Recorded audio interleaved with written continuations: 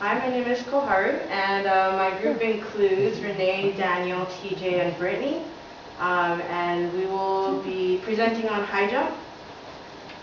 So I will begin by talking about the energy systems.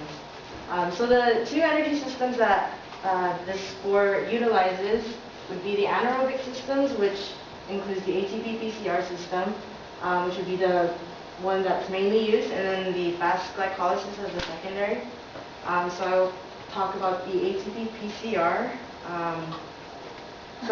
This system, as we learned in class, is the system used to provide energy for extremely intense short-term activities.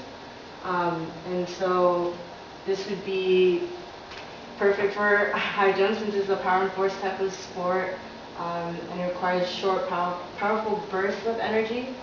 And the training includes sprints, weightlifting, and explosive strength and agility. So the best way to train the system would be to do activities that are under 6 seconds. And then fast glycolysis. This is also a short duration activity, just like the ATP-PCR. But this one, we start tapping into this system as the athlete advances to the next height, making the sport longer as he advances. And then to train this system would include mid-range sprints and fast strength movements. And then so that would conclude my bit on the energy systems, and Renee is going to come up next and talk to you about the macronutrients.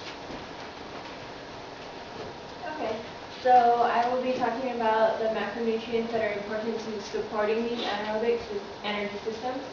And in regards to the percent contribution during high-intensity spring-type exercise, it contains 95% of carbohydrates, which includes glucose and glycogen, and 2% protein and 3% fat. And consuming about 60 grams of liquid or solid carbohydrates each hour benefits repetitive short bouts of near maximal effort in this type of sport.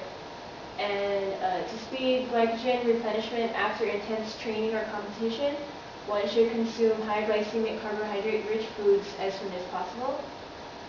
And carbohydrates serve as a primary energy nutrient for short-term anaerobic activity, such as high jump, because they digest and absorb more rapidly than either proteins or fats, and they provide energy faster and reduce the feeling of fullness following a meal.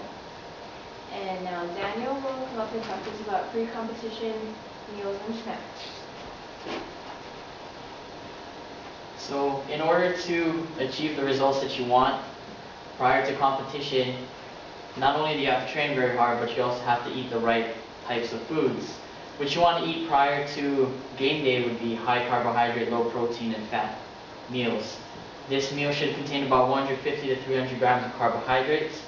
You need to make sure that they are readily digestible foods, containing little fat and fiber, because they cause gastrointestinal distress. This meal needs to be consumed about 3 to 4 hours prior to the event in order to digest and absorb it fully. Next slide.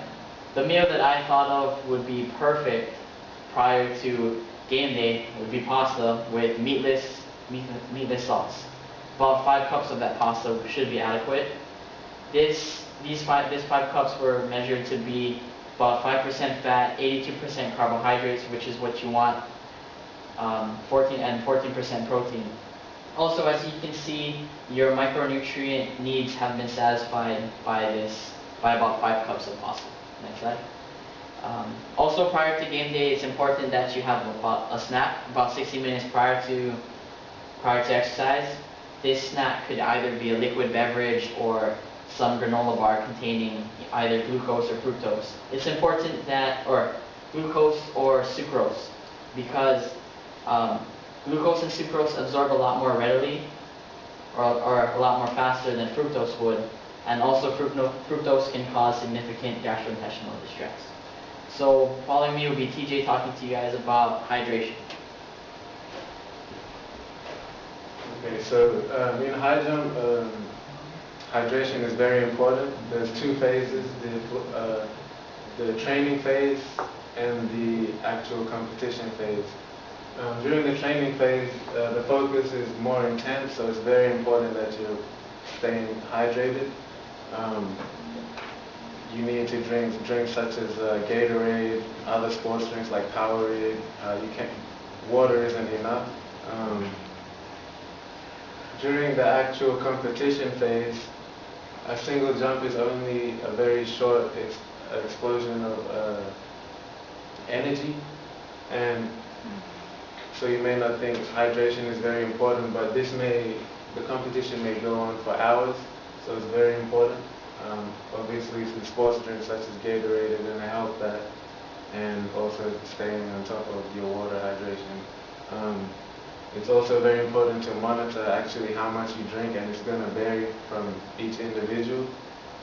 You don't want to drink too much in case like it upsets your stomach, but also you want to make sure that you stay hydrated in order to keep competing at the highest level.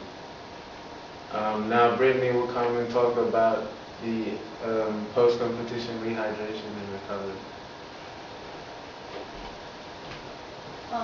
Rehydration after competition is really important.